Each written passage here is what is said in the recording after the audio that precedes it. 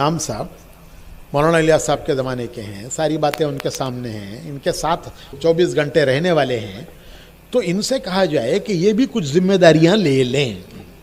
चुनांचे इन सारे बुज़ुर्गों ने जो उस वक्त के बड़े थे उन्होंने मशवरा करके मौलाना इनाम साहब को बुलाया और बुला के कहा कि मौलाना इनाम साहब, जो मौलाना यूसुफ साहब का हाल है वो तो आप देख ही रहे हैं, आपके सामने है।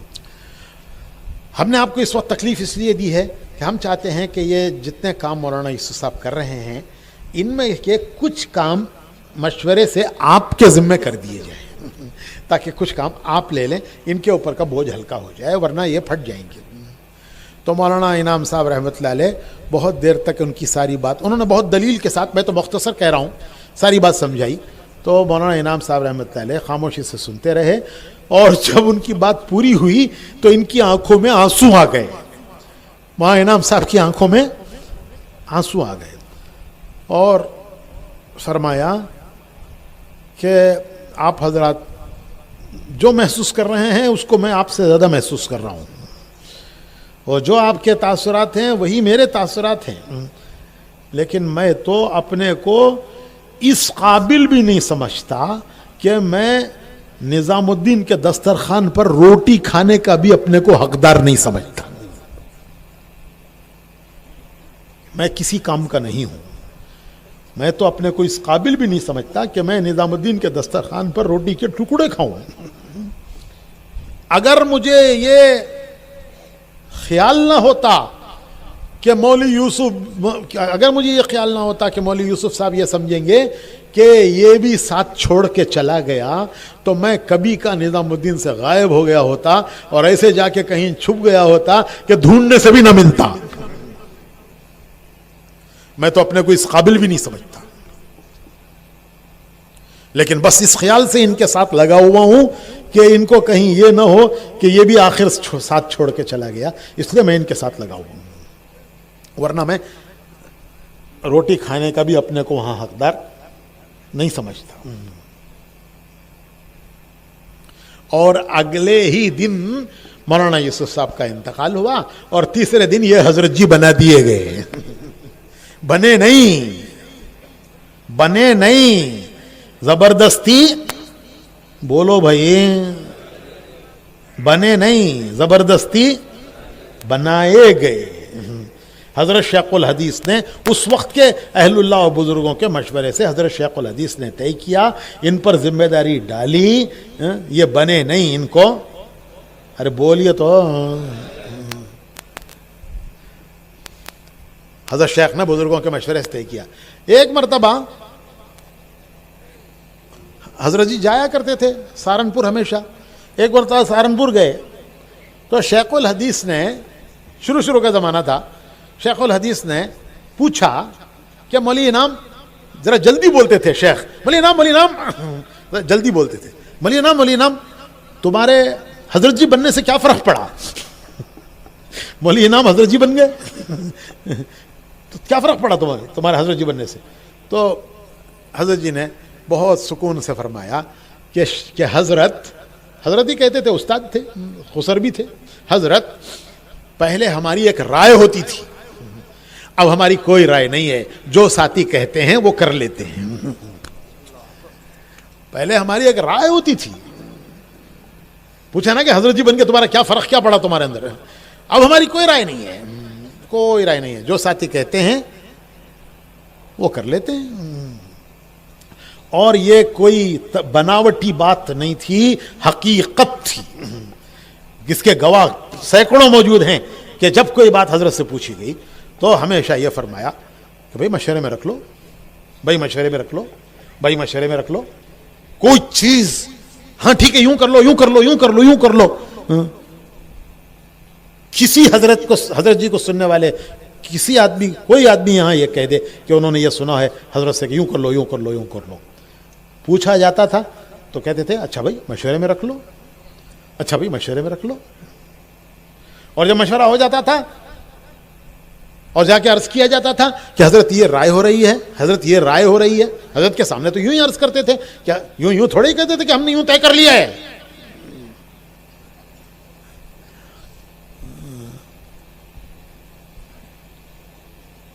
بھائی کتنا ادب سیکھا تھا، کتنا ادب سیکھا تھا، یہی تو تربیت ہوئی تھی اس راستے میں. دبانے کی نہیں، دبنے کی تربیت ہوئی تھی. دبانے کی تربیت نہیں، دبنے کی تربیت ہوئی تھی.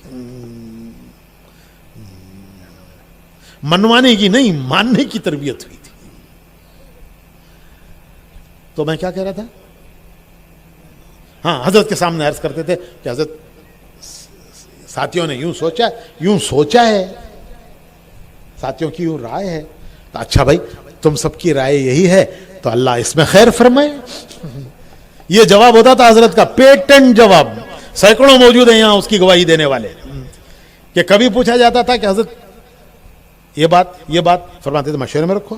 اب مشورے میں رکھا، مذاکرہ ہوا، اور اس کے بعد حضرت کے سامنے پیش کرتے تھے کہ حضرت ساتھیوں کی یہ رائے ہے، یہ سوچا ہے.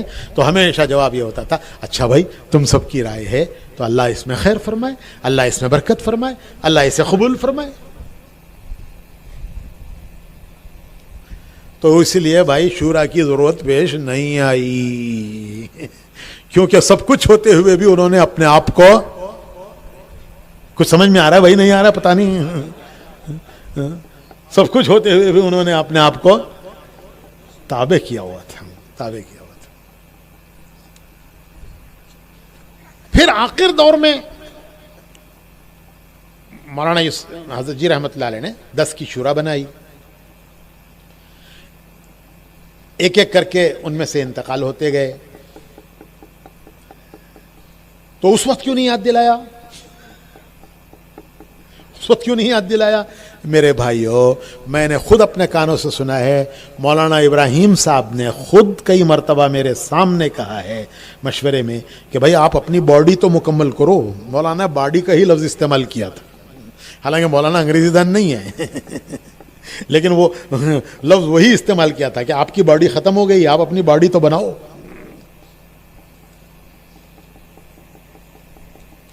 باڈی بناؤ کا مطلب سمجھے آپ؟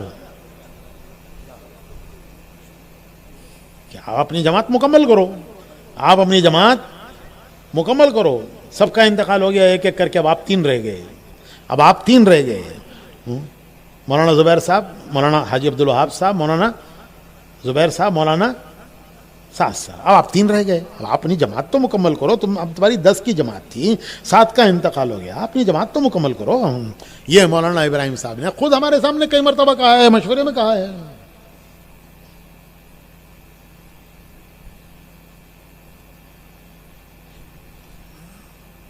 آپ کی جماعت مکمل کرو. ہم رائے ونڈ جا رہے تھے پرانوں کے جوڑ میں. مولانا زبیر صاحب کے حیاتی یعنی حیات کی بات ہے. ہم ہسپتال گئے مولانا زبیر صاحب سے ملنے کہ ہم رائے ونڈ جا رہے ہیں. اور اس وقت میں نے عرض کیا کہ میں حاجی صاحب سے عرض کرنا چاہتا ہوں کہ شورا کی تکمیل ہونی چاہیے. اور حاجی صاحب ظاہر ہے کہ وہ پوچھیں گے کہ آپ کی کیا رائے ہے. میں نے مولانا زبیر صاحب سے کہا آپ کی کیا رائے ہے؟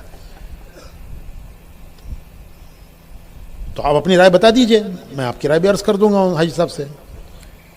تو مولانا زبیر صاحب نے کہا کہ بھئی میری پوری رائے ہے، ضرور تکمیل ہونی چاہیے اس کی، اور تم میری طرف سے حاجی صاحب کو میری رائے پہنچا دینا. میں نے کہا کہ آپ 1-2 جملے لکھ دیجئے. میں نے مولانا زبیر صاحب سے کہا آپ 1-2 جملے لکھ دیجئے. کہنے لگے کہ بھائی لکھنے کی بات تو یہ ہے کہ وہ حاجی عبدالوہاب صاحب کے پیٹ میں بات رہتی نہیں، وہ پتہ نہیں کس وقت کہاں میرا خط پڑھ کے سنا دیں گے، کام تو ہوگا نہیں اور خواہ اختلاف ہو جائے گا. ان کے پیٹ میں بات رہتی نہیں، وہ کہیں ممبر پہ بیٹھ کے رائے ونڈ میں خط پڑھ دیں گے میرا، اور کام تو ہوگا نہیں اور چیز رہ جائے گی. یہ مولانا زبیر صاحب کے الفاظ تھے. پھر مجھ سے فرمایا کہ تم میری طرف سے کہہ دینا کہ ان کی رائے ہے، اور اگر وہ مجھ سے بات کرنا چاہیں تو مجھ سے فون پہ بات کرا دینا.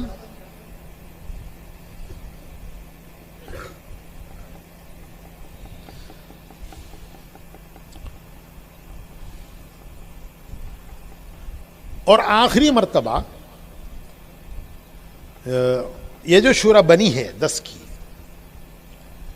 اس کے بنانے کے لیے جو سب ذمہ دار رائیونڈ میں جمع ہوئے، رائیونڈ میں جمع ہو کر کے کہ بھئی یہ شورا بننی چاہیے، اور اس میں کچھ تھوڑا سا شور شرابہ بھی ہو گیا، جو ہم نے کبھی زندگی میں نہیں دیکھا تھا وہ سب دیکھا سنا،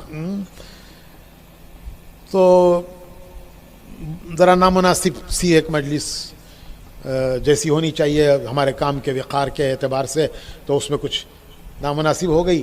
تو آخر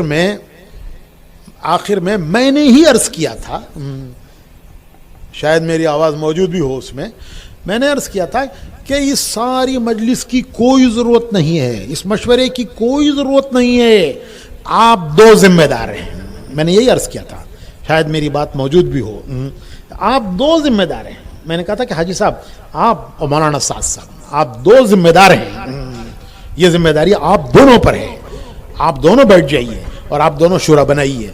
ہماری رائے کی بھی ضرورت نہیں ہے اور نہ ہمیں جمع کرنے کی کوئی ضرورت ہے. آپ دونوں بیٹھ کر، آپ دونوں ذمہ دار ہیں، حاجی صاحب آپ مولانا سعد صاحب آپ دونوں ذمہ دار ہیں، آپ دونوں بیٹھ جائیے اور آپ دونوں بیٹھ کر آپ شورا تجویز کر دیجئے. جو آپ تجویز کریں گے وہ ہم سر جھکا کے مانیں گے. جس کو بھی آپ تجویز کر دیں گے ہم اس کے آگے ہم اطاعت کے لیے تیار ہیں، سر جھکانے کے لیے تیار ہیں. ہماری رائے کی بھی کوئی ضرورت نہیں.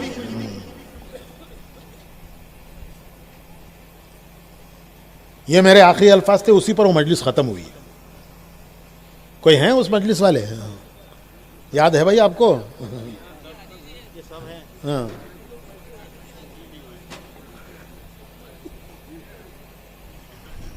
خیر، اس کے بعد بات ختم ہو گئی.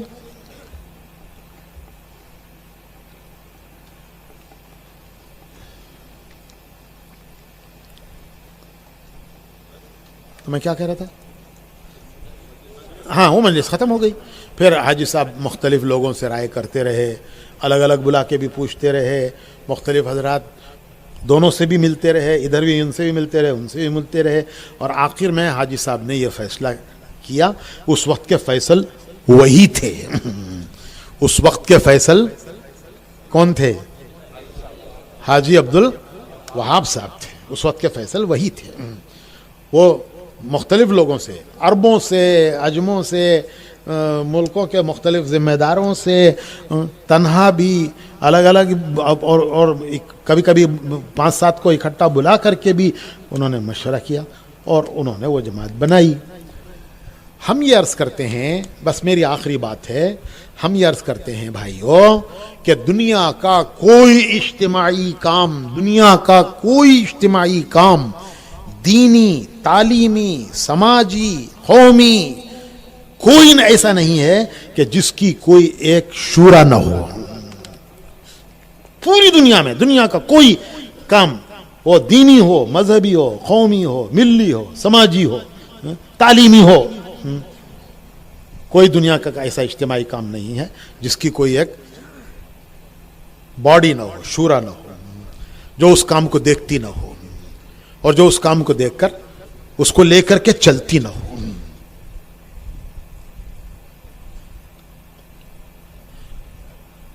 ایک چھوٹا مدرسہ ہوتا ہے، اس کا محتمم کوئی ہو لیکن اس کی ایک شورا ہوتی ہے. جو اصولی و بنیادی چیزیں ہوتی ہیں وہ شورا طے کرتی ہے.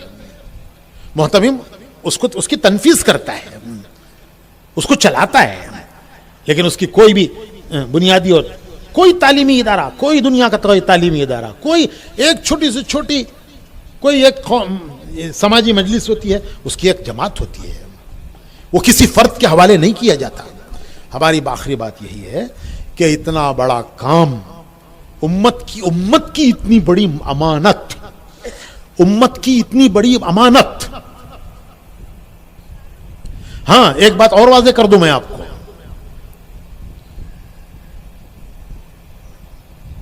ایک ضابطے کی شورا ہے اور ایک حقیقی شورا ہے. ضابطے کی شورا، حقیقی شورا.